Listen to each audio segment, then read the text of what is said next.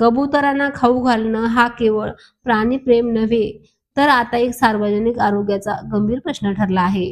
मुंबई उच्च न्यायालयाने नुकत्याच एक महत्त्वपूर्ण असा निर्णय घेतला आहे की कबुतरांच्या थव्याला अन्न घालणं हे सार्वजनिक उपद्रव आहे. न्यायमूर्ती जी.एस. कुलकर्णी आणि न्यायमूर्ती आरिफ डॉक्टर यांच्या खंडपीठाने स्पष्ट असं केलंय की या सवयीमुळे सर्व वयोगटातील लोकांच्या आरोग्यावर गंभीर धोका निर्माण होतो.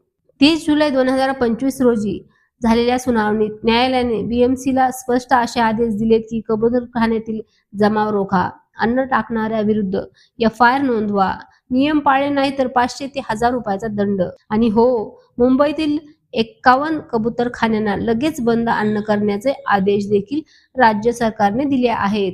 कबुतरांच्या विष्ठेने म्हणजेच बीट मधून त्यांच्या पिसातील धुळीतून आणि परजीवीमुळे मानवी शरीरात अतिशय धोकादायक झुनोटिक आजार पसरू शकतात. काही गंभीर आजार हे पण आहेत की क्रिप्टोकोसिस, मेंदूवर परिणाम करणारा बुरशीजन्य आजार. मुंबईतील अनेक सोसायटींनी आता नियम असे लागू केलेत की कोणीही खिडकीतून किंवा बाल्कनीतून कबुतरांना अन्न घालू शकत नाही.